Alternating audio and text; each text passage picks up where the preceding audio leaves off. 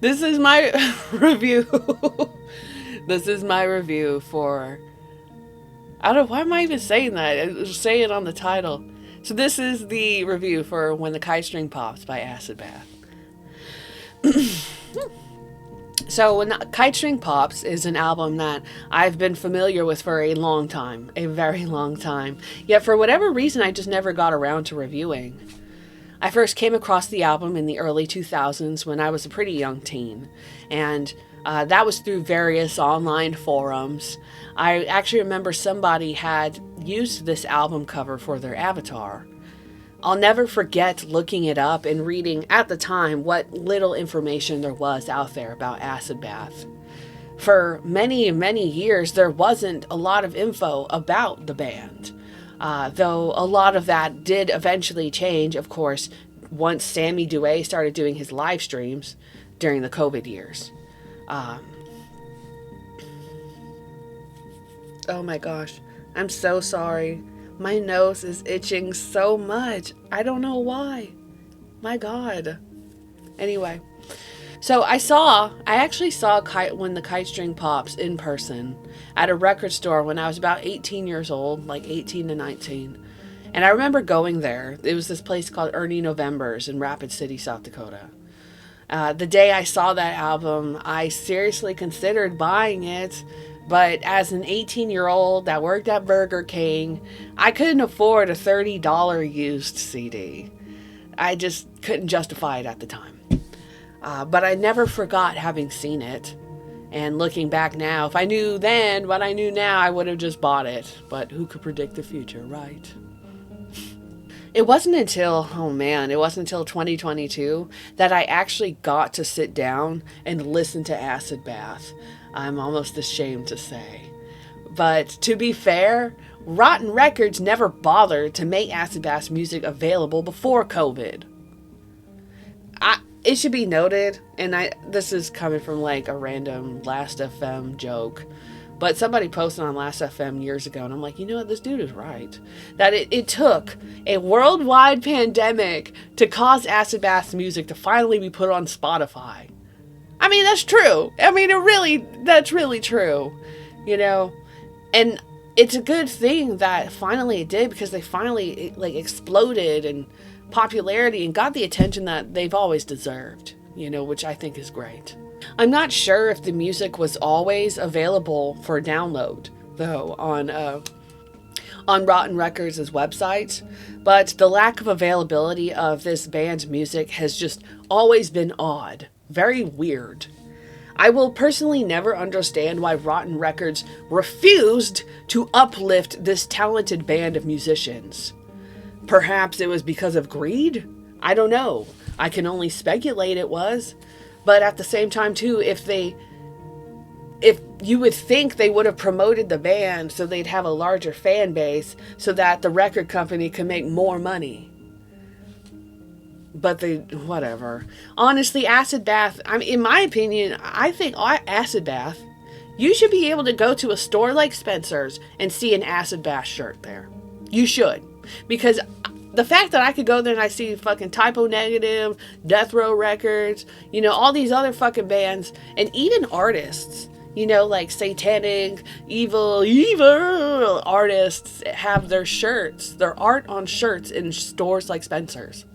Why isn't Acid Bath there? You know?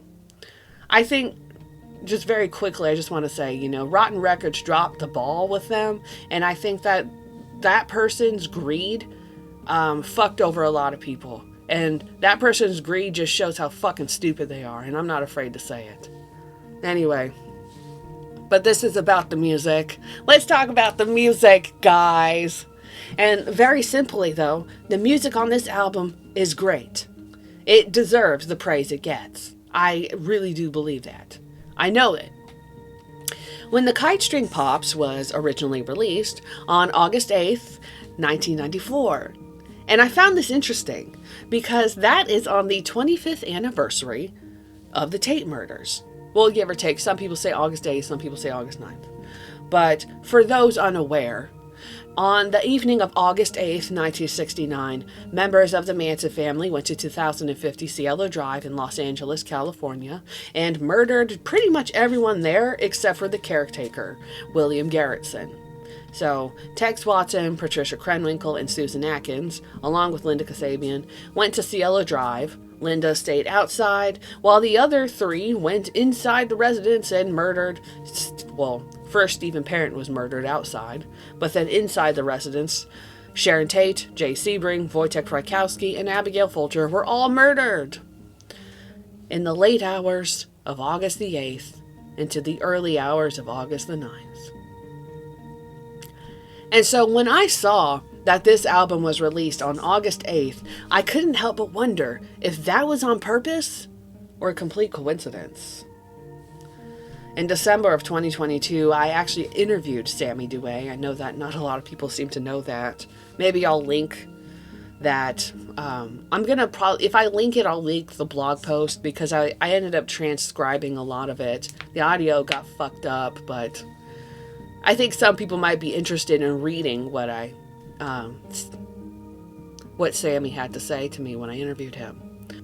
But in December of 2022, I interviewed Sammy and I asked him if this was on purpose. And he was actually surprised when I pointed this out because as far as he knew, it was a coincidence. He didn't even know when I pointed that out to him. But Sam did tell me that Dax Riggs, the singer of Acid Bath, always had an interest in true crime things. What's even funnier is that Acid Bath's second album, Pagan Terrorism Tactics, was released on Charles Manson's 62nd birthday, November 12th, 1996. There's always been this true crime connection, though, between the art and release dates with Acid Bath. The most notorious, of course, being, I would say, the art to Kite String, which was created by John Wayne Gacy. Now, if you don't know about John Wayne Gacy, very briefly, I'll say, Gacy was a serial killer from Chicago, Illinois, and he was sentenced to death in the 80s after there were multiple dead bodies found buried underneath his house in 1978. After his conviction, Gacy spent most of his time painting, with many of these paintings being of clowns. The album art for the Kite String Pops had actually already been made by Gacy when they decided to use the art. Now, when the album was released, Gacy had already been executed. But in a video, which I'm pretty sure was one of Sammy's live streams, Sam said that they knew a guy in Florida who would get in touch with and write to serial killers, including Charles Manson. None of the 5 band members could decide on an album cover, and Ron Peterson of Rotten Records suggested it. At first, the band just saw the art, as just a clown, but when they were told that it was made by a clown that had killed people, they became more interested. They had to pay for the artwork, of course, and according to Sam, Gacy, of course, was still alive when they got his artwork. The person who got them this is also the same person that would later get them the art for the Richard Ramirez art as seen on one of their demos. Now, when I looked through various sources and archives of John Wayne Gacy's art, almost none of them, actually none of them, not almost none of them, literally none of them, could conjure up the art that is used on this album. So, I don't know who to this day technically owns that original artwork or where it sits. But what's interesting about this is that Acid Bath unintentionally preserved one of John Wayne Gacy's artworks that can't seem to be found anywhere else.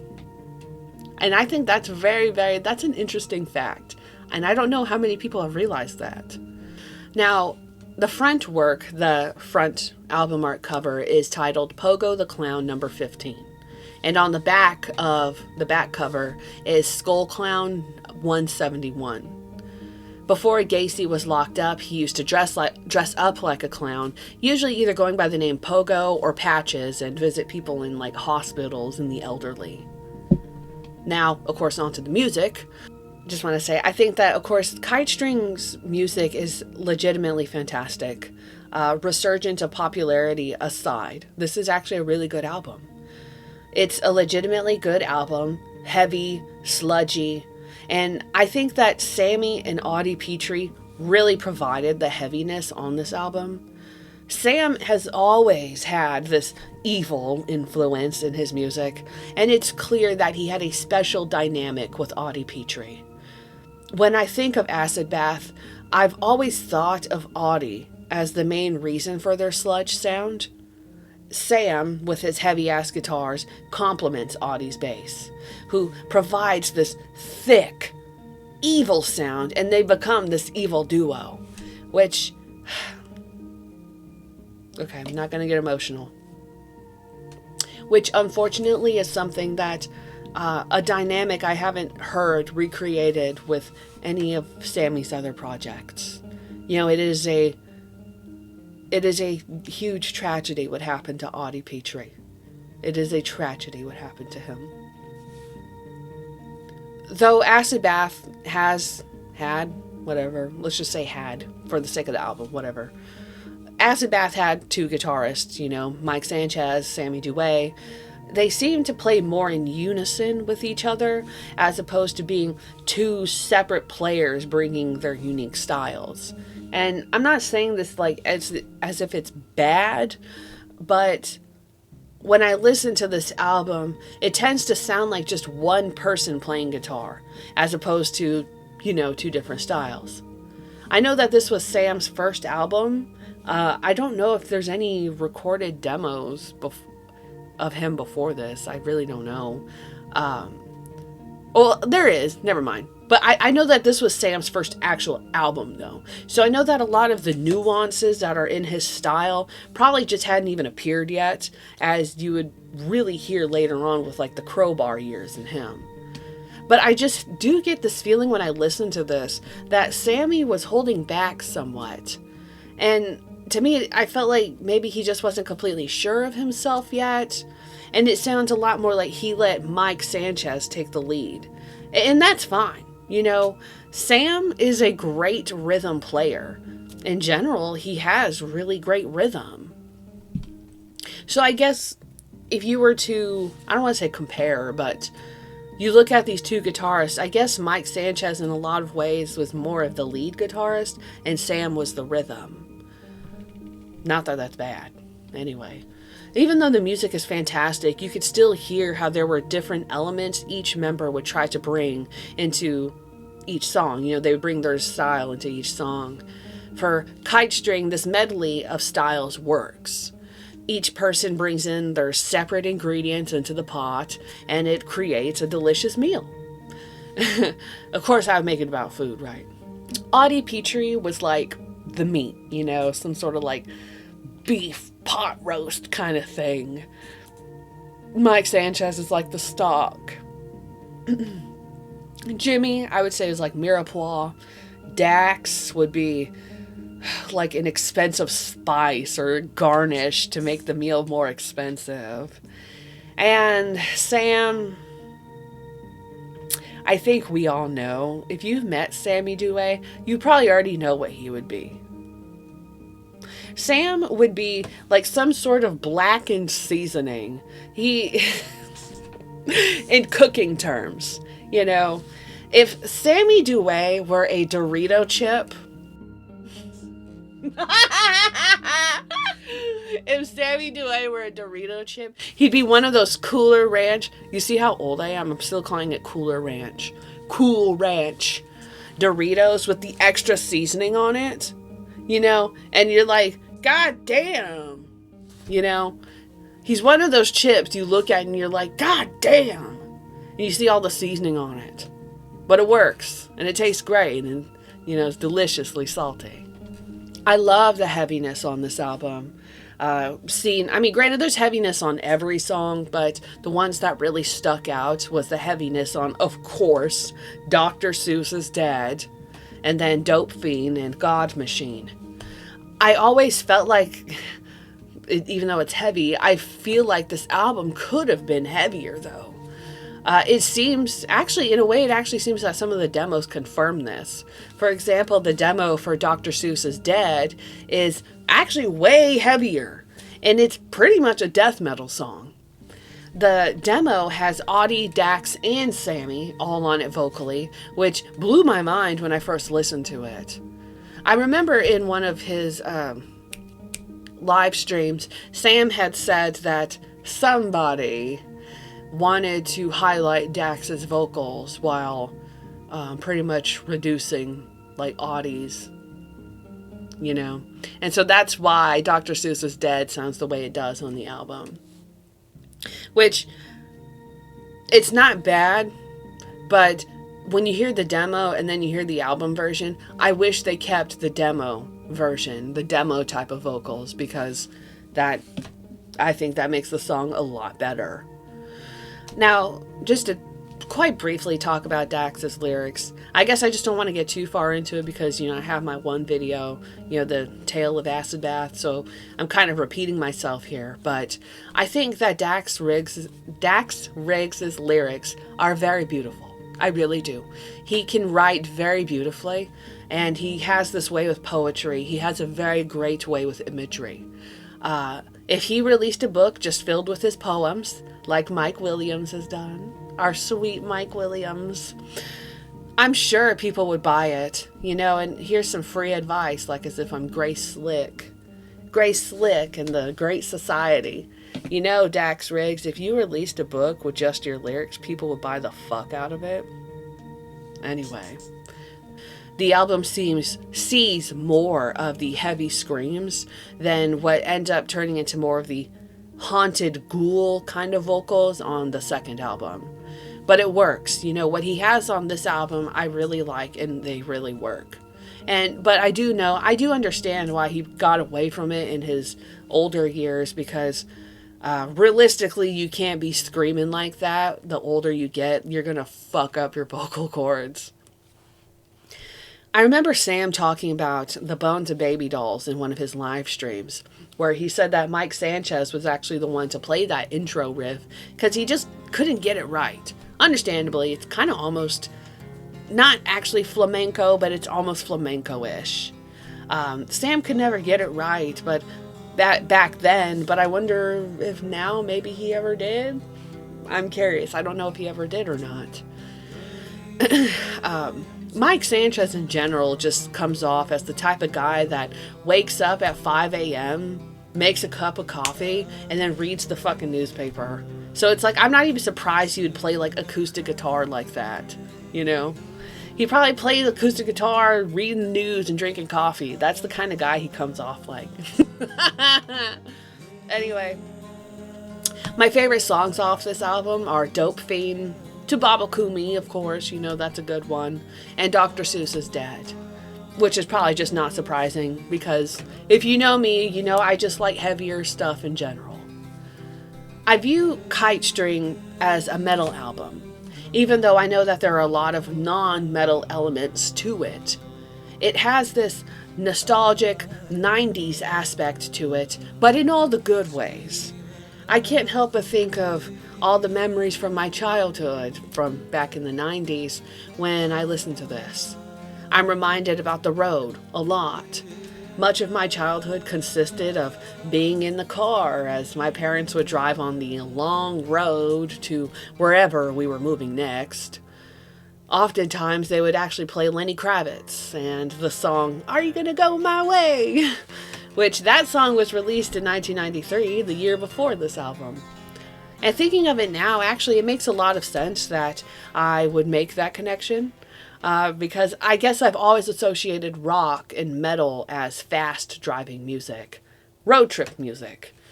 When I'm on the road, personally, I've got to play something fast or heavy.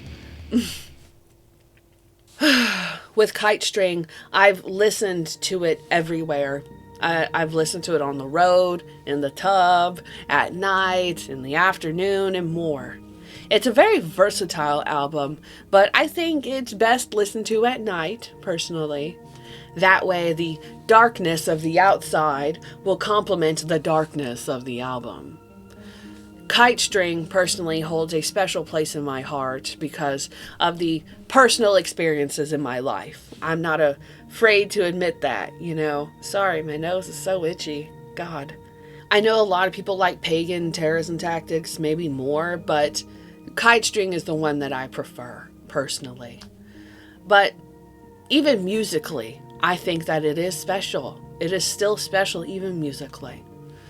Every bend that Sammy DeWay does on this album. And then there's Audie's rolling gravel tone. I just love Audie Petrie's bass tone. That is probably my favorite part of this whole album, is just Audie Petrie. You know, if you know me, I love Typo Negative. So I'm more of a bass-centric, bass-type listener. You know, if the bass is good, you've really got me in there, you know. And that's what drew me into Acid Bath, is actually Audie Petrie. And of course you have Dax's lyrics, which are beautiful, and his voice at times is like a ghost haunting a window, or something you would read. His lyrics are like something that you would read in a diary from Resident Evil or Silent Hill, you know. I do hope, though, that this resurgence of popularity aside, I really hope that people will continue to listen and love this album and love this band for years to come. I truly believe that Acid Bath should have gotten this type of attention decades ago. It was a long time coming, but, you know, it's still deserved. And I hope that even after this resurgence, they'll still be loved. And they'll still be looked at with admiration. Because this album is not one to be overlooked. I can tell you that right now. I really do recommend it, popularity aside. You know, if you just want something heavy, sludgy, I think this is something that should at least be tried out.